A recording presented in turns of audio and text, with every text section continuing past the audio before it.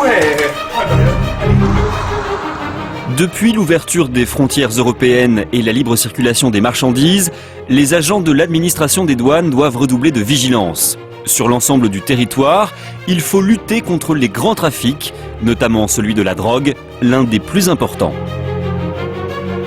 Les douaniers sont aidés dans cette lourde tâche par des auxiliaires canins au dévouement sans faille, mais aussi au flair aiguisé. 194 chiens de recherche de stupéfiants opèrent ainsi dans l'Hexagone, sous le contrôle du ministère de l'économie et des finances. Un point commun pour tous, ils sortent de l'école nationale des brigades des douanes de La Rochelle. Une école qui forme chaque année 25 chiens. Après 10 semaines de formation, principalement consacrées à la recherche de cannabis et de cocaïne, les stagiaires reviennent à l'école 6 mois plus tard pour 4 semaines plus spécifiquement dédiées aux autres drogues dites dures. C'est à ce stage que nous assistons en exclusivité. Là, on va parler un petit peu camion. Bon, vous savez comme moi que c'est la priorité des priorités actuellement. On vous presse, on vous harcèle. C'est un axe très important, c'est un vecteur de fraude très important aussi. Et camion, ça veut dire quoi? Ça veut dire grosse quantité. Donc, il faut se dire que l'utilisation du chien est peut-être différente. Ça n'a rien à voir avec une voiture. Qu'est-ce qu'on va utiliser? Aujourd'hui, on est en plein dedans. Le vent. Le vent. Bon, s'il y a une grosse quantité, il faut bien vous dire, et moi j'en suis convaincu, donc j'ai raison, que s'il y a une grosse quantité, il se peut que le chien prenne plus facilement à 50 mètres avec un bon vent, plutôt que de faire le tour de la remorque au niveau du sol. Donc, si un jour on vous appelle en disant on a un camion ciblé, moi je vous incite pour rester vachement naturel, pour bien jouer le jeu et pour ne pas partir avec des a priori, je vous incite à dire aux collègues, bon ok, j'arrive, mais je ne veux pas connaître le camion ciblé.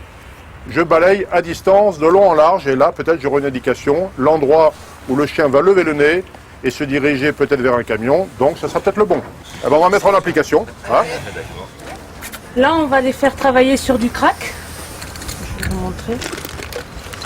Et en fait, hormis la cocaïne et l'héroïne qui sont des produits anciens, on les fait travailler maintenant sur ce qu'on appelle nous les drogues nouvelles, qui sont l'ecstasy, les amphétamines et le crack. Sont à chaque fois décomprimés. Le crack, ça se présente sous la forme de gros cailloux, mais les amphétamines et l'ecstasy, oui, ce sont principalement des comprimés. Ça part en courant, y a pas de La recherche de ces drogues dures par les chiens des douanes est assez récente. Au tout début, ils n'étaient formés qu'à détecter le cannabis. Il y a 15 ans, on a rajouté au cursus la recherche de cocaïne et d'héroïne, mais ce n'est que depuis 5 ans que la recherche de crack, d'amphétamine et d'ecstasy est au programme. Là, on fait un semi-systématique, on balaye un peu rapidement. Une véritable révolution dans le travail de ces chiens douaniers. Pour donner une petite comparaison, on pourrait imaginer que ces chiens qui étaient des menuisiers, qui avaient appris à travailler le bois, deviendraient des ébénistes. Parce qu'il faut rentrer un petit peu dans la perfection, c'est sûr. Tout simplement parce que le cannabis est une substance naturelle que les chiens ont presque plaisir à retrouver. C'est tout à fait naturel comme l'opium. Alors que là, on arrive dans des substances chimiques, donc avec des odeurs qui ne sont pas forcément agréables. Donc il y a cette première chose, pour l'image olfactive à enregistrer, à mémoriser, qui est un peu plus compliqué. Et puis ensuite, bien entendu, dans la mesure où ce sont des émanations nettement plus faibles, il faut que le chien s'applique. Donc il y a un investissement du chien, mais surtout un investissement du maître. Et on demande de vraiment effectuer des recherches pratiquement centimètre par centimètre. Et pour le récompenser de sa découverte, le maître offre à son chien ce qu'il cherchait en fait depuis le début, son jouet favori, une petite poupée de chiffon. Bien évidemment, mais il est important de le préciser, les chiens ne touchent jamais à la drogue qu'ils trouvent. Dans l'exercice du camion, bien que la drogue vienne à peine d'y être déposée, les effluves sont suffisantes pour que le chien puisse travailler dans de bonnes conditions. Truffe au vent, il n'hésite pas une seconde. Il est parti sur l'odeur, la distance. Là, c'est beau. D'ici, il prend. Allez, tu vois, c'est bon, oui, c'est bien, vous regardez l'idée. Bon, intéressant, tu as vu? À partir du moment où il arrive à l'angle de la cabine, c'est phénoménal. On voit l'attitude du chien qui change, c'est fantastique. Ah, c'est merveilleux. Le poulet, le cou s'allonge, le chien remonte. On le voit, il remonte au vent. Là, on peut pas se tromper. Superbe. Quand on vit son métier avec passion, quand on aime les chiens, vous voyez, on jubile. Quand on voit des phases comme celle-ci, là, on est obligé de croire aux chiens, on est époustouflé, on l'a vu progresser. On est content du résultat. En fin de formation, on se dit, vous voyez, toute drogue, même à 10 mètres, il nous capte une drogue, une odeur relativement faible, et puis il y va, il ne se trompe pas. C'est beau. Le flair du chien, inégalable, je pense. Des limiers opérationnels dès leur sortie de l'école. Pour preuve, l'histoire d'Urso, ce jeune labrador basé à La Rochelle. Pour un coup d'essai, ce fut un coup de maître. Alors Philippe, ça c'est le camion qui a servi de début de carrière à Urso. Exactement, exactement. Nous étions sortis de l'école depuis quelques semaines. Lorsque, en service sur un axe routier de la région, les motards nous ont sélectionné ce camion. Et lors du contrôle, il s'est avéré qu'à une dizaine de mètres du camion, il a levé la truffe, il est parti au vent. Il est venu ici à l'arrière du camion et il m'a fait comprendre très vite qu'il y avait quelque chose dessous. Et on a trouvé plus de 600 kilos de cannabis. Et là, nous étions très, très, très heureux. Ça vous a rassuré par rapport à la formation que vous aviez reçue et par rapport à ses capacités à lui intégrer le terrain tout de suite? Oui, c'est sûr que lorsqu'on sort d'école, on se demande si justement tout va fonctionner comme il faut. Et quand on voit son chien réagir comme ça, après on n'a plus aucun doute. On n'a plus aucun doute. Ah, voilà. Les stagiaires vont à présent travailler sur ce que les douaniers appellent une visite domiciliaire. Il s'agit en fait d'une fouille au domicile d'une personne. Un appartement a été fidèlement reconstitué dans un hangar de l'école. Philippe, leur formateur, cache 2 de ces nouvelles drogues mémorisées par le chien, 100 grammes d'héroïne et quelques centaines de cachets d'ecstasy, l'un des produits les plus difficiles à détecter. Alors là, on rentre dans un domaine d'un produit qui est quasiment inodorant pour nous, quoi. Et là, ouais, là, on commence vraiment à rentrer dans un produit, on va dire haut de gamme en termes d'odeur, difficile à détecter, quoi. C'est là où il a l'atout supplémentaire que nous n'avons pas, hein, c'est certain. Ouais. Mais bon, là, on arrive après dans des produits qui sont tellement travaillés, très peu odorants, qu'on peut être mis en échec, ouais, c'est clair. Donc c'est un produit qu'on travaille énormément à l'école. Tous les stagiaires passent alors un à un dans l'appartement témoin. Le début de la fouille s'effectue en libre, le chien travaille de manière totalement autonome. Dans un deuxième temps, il va devoir suivre précisément les indications de son maître.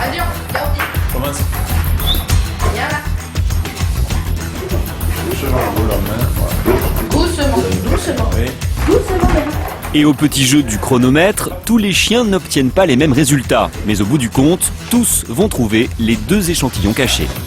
Qu'est-ce qu'il y a là? Qu'est-ce qu'il y a là? Oui! Qu'est-ce qu'il y a? Tiens dans la télé. Ouais. Ah, c'est bien. C'est bien, c'est bien ça. C'est bien. Ouais. T'as failli te faire avoir. C'est bien. Ouais. S'il a été amené plus près par le maître, bah, il va l'attraper tout de suite. Il y en a qui ont peut-être le nez un peu plus fin que d'autres. Hein, c'est la nature qui l'a voulu comme ça. Mais c'est souvent, il y a une part de conduite et puis une part du chien, de son potentiel naturel qui fait que il y a des chiens qui sont un peu plus doués que d'autres ou qui sont plus fins que d'autres. Il a trouvé les bons, c'est bien. En fonction de leur animal, on va les aider à le conduire au mieux, de manière à être aussi performant que le chien qui a un nez exceptionnel, quoi. Ce qui fait qu'à l'arrivée, tout le monde est à égalité, on va dire. Qu'est-ce qu'il y a là-dedans, là? Qu'est-ce que c'est là? Qu'est-ce que c'est? Tu grattes là! Gratte le petit! Allez, tu grattes! Tu grattes là! Je pensais pas que ça serait si facile. On se perfectionne pour avoir un chien beaucoup plus précis, qui va vraiment suivre la main de son maître pour aller à tous les endroits. Le perfectionnement, il est là. La mémorisation du produit, c'est quelque chose de très facile. Ça, c'est très simple. Mais le plus dur, ça va être de guider son chien et de lui dire, voilà, maintenant il faut que tu me suives ma main, il faut que tu ailles sentir là. Et là, c'est beaucoup plus compliqué, quoi. Surtout avec des chiens très motivés qui ont vraiment envie de trouver rapidement, quoi. Maintenant, pour cette nouvelle drogue, il a appris à se poser, à être plus méthodique dans sa recherche. C'est vrai que pour le cannabis, les molécules sont plus volatiles, donc le chien est plus fou, quoi, dans sa recherche. Que par rapport aux drogues dures, c'est des produits beaucoup moins volatiles.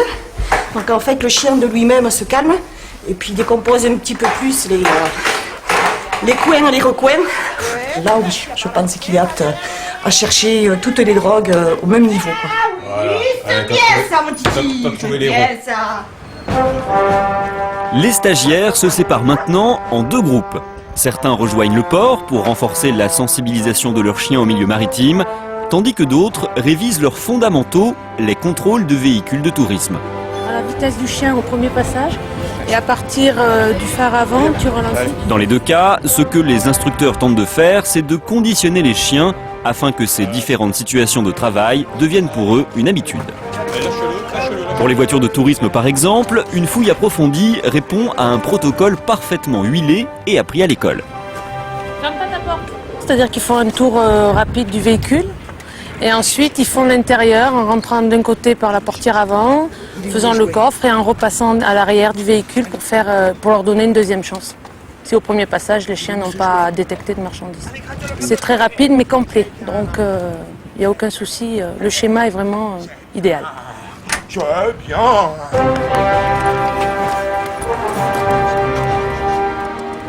Si les contrôles de voitures restent pour les douaniers des interventions classiques auxquelles les chiens participent quotidiennement, leur engagement en mer, sur les vedettes rapides des douanes, est beaucoup moins répandu.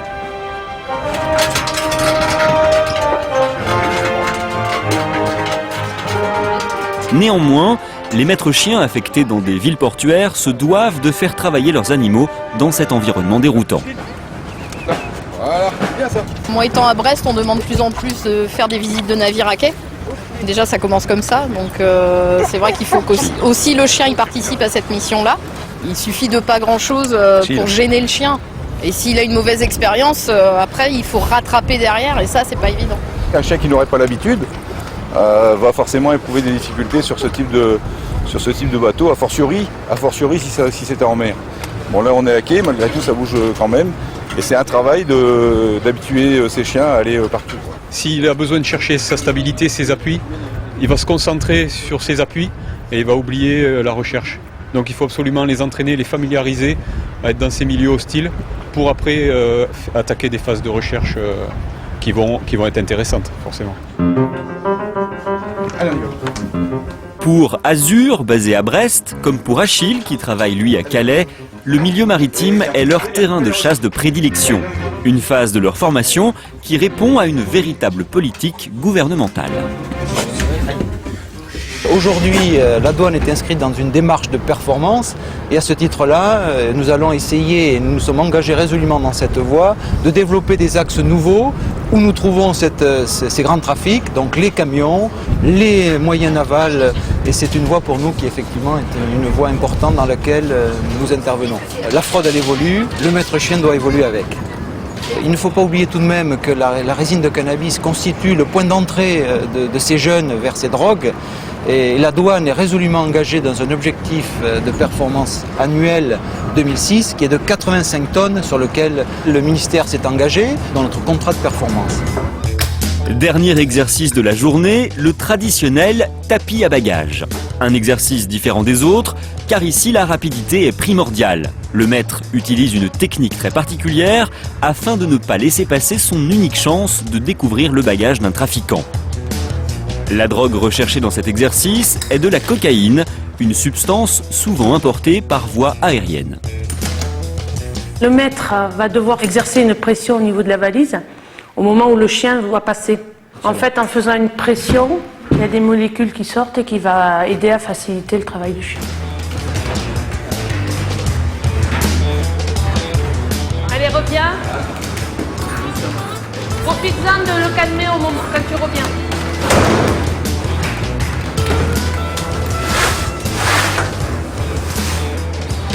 Une fois le chien lancé et la technique bien assimilée, l'instructeur place la valise contenant la cocaïne au milieu des autres.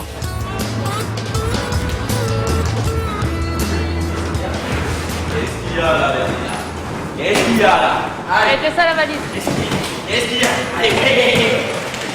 C'est un exercice que je fais tous les jours. J'ai des vols à l'aéroport de Genève. Et donc effectivement, j'ai plusieurs vols qui arrivent par jour. Donc il faut essayer aussi de travailler dans la rumeur, le bruit. Bon. Mais ça se passe très bien puisque Verdi est vraiment sur son travail. Il est à fond dans ce qu'il fait. Donc c'est quelque chose qui lui plaît, le tapis aussi. Ça montre que le chien, il n'a aucun a priori, aucun problème sur un exercice. Puis c'est vrai que par rapport à d'autres corps, nous, le chien est 24 heures sur 24 avec nous. On nous le donne quand il a 2 mois et demi, 3 mois. Et après, jusqu'à la fin de ses jours, il va rester avec nous. Donc c'est un élément important de notre vie. Et automatiquement, on s'y attache plus, quoi. C'est un membre de la famille, et donc automatiquement, les liens sont très importants, quoi. C'est vrai que c'est très prenant, mais c'est aussi une joie de tous les jours, de tous les instants. Faut que je le garde en bonne condition pour qu'il fasse du bon travail et puis que je l'emmène le plus loin possible. Cette année encore, 25 nouveaux chiens de recherche de stupéfiants sortiront de l'École nationale des brigades des douanes de La Rochelle. Ils viendront ainsi renforcer les rangs de l'administration douanière dans sa lutte contre la drogue.